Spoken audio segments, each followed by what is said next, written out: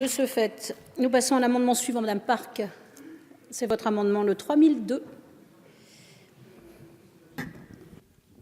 Merci Madame la Présidente. Moi j'ai bien entendu les explications tout à l'heure de notre rapporteur. J'ai également entendu ce que nous disait Monsieur Sermier. Je ne vais pas revenir sur les propos de Monsieur Sermier. Moi ce que je vous propose c'est d'aménager un peu ce dispositif pour que dans les zones périurbaines où il est déjà très compliqué de se garer, où vraiment sincèrement, comme ça peut être le cas dans certaines villes de ma circonscription, il n'y a, comme on le disait tout à l'heure, pas de place de parking quand on doit aller déposer notamment les enfants à l'école.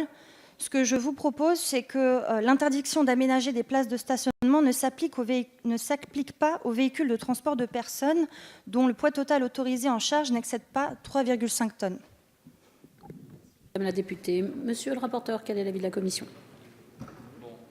Déjà, je voulais intervenir. Donc, je suis vraiment gêné que M. Sermier ne soit pas là parce que, sincèrement, alors je ne me place pas du tout en donneur de leçons, ce n'est pas du tout mon style. Et de temps en temps, il n'en restera pas moins que quand je souhaite expliquer un certain nombre de choses, je le ferai. Ce n'est pas donner de leçons, c'est prendre le temps d'expliquer. Moi, je suis un député qui ne prend pas souvent la parole dans l'hémicycle et qui, en tout cas, ne la prend pas pour rien dire. Et je vise personne quand je dis ça. Je dis simplement que vous remarquerez que je suis assez discret, y compris quand j'ai entendu des sujets qui, des fois, étaient un petit peu étonnants par rapport à des problématiques qu'on abordera dans les articles, notamment 27 et 28 donc, de ce titre 3.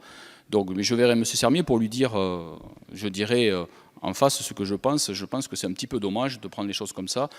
La petite remarque que je faisais tout à l'heure, c'est que j'ai été surpris, et Mme Lacroix, vous n'avez pas bien écouté ce que j'ai dit, je vous le dis sincèrement, d'avoir une même personne qui me co-signe un amendement, et je le dis sincèrement parce que ça me surprend, de suppression d'un article, et ensuite d'une disposition, la même personne, je ne parle pas de collègues différents du groupe, la même personne qui me dit qu'il faut le faire d'ici 2 ans au lieu de le faire, il faut le faire le plus vite possible. Donc voilà, c'est ça qui m'a surpris, c'est tout ce que je voulais dire. Alors maintenant, par rapport à...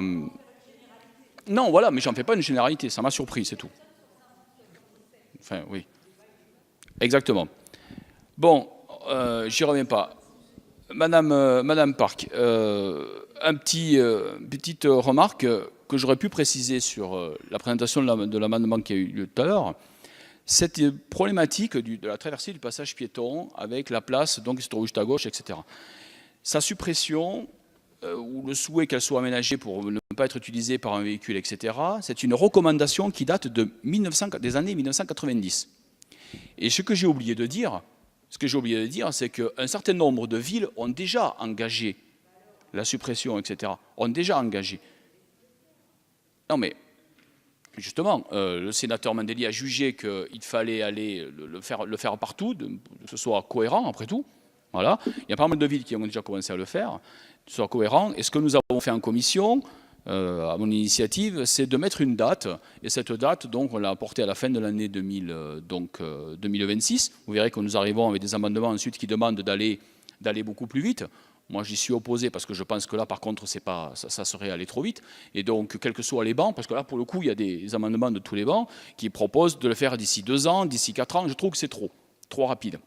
Et donc, ce que je propose, c'est de le faire d'ici 2026. Pourquoi 2026, l'idée, c'était de dire, eh bien, vous avez le mandat municipal qui vient, à quelques mois près, avant et après, pour le réaliser, ça qui permet de le planifier, y compris sur le plan financier, parce qu'il y a du marquage au sol, parce qu'on peut avoir envie de rajouter des arceaux pour créer du stationnement vélo, donc par exemple. Donc voilà un petit peu. Et quant à ce que vous proposez, Madame Parc, vous proposez une exception ici qui est un petit peu, qui à mon avis pose un petit peu un problème parce qu'elle concernerait notamment, vous parlez des véhicules de transport de personnes. Et alors justement, des véhicules de transport de personnes sont souvent des véhicules qui sont un peu plus massifs que les autres.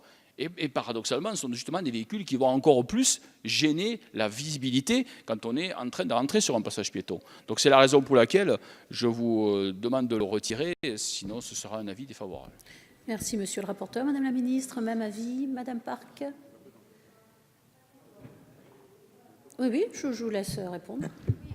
Moi, je dis que dans mon amendement, en fait, ont le droit de se garer ceux qui n'excèdent pas 3,5 tonnes. Donc les gros camions n'auront pas le droit justement de se garer en termes de lisibilité. Maintenant, encore une fois, je comprends bien les aspects sécurité que vous avez avancés. Moi, vraiment, ce que je voulais mettre ici en exergue, c'est que tout ne peut pas s'appliquer partout. Et typiquement, dans certaines zones, encore une fois, il n'y a pas assez de places de stationnement. Faire ça, on va se retrouver, et je le dis très sincèrement, avec des maires qui vont juste retirer des passages piétons parce qu'à un moment, on n'aura plus où se garer. Donc, par respect pour la rapporteure, je retirerai mon amendement, mais je n'ai pas été convaincue en tout cas.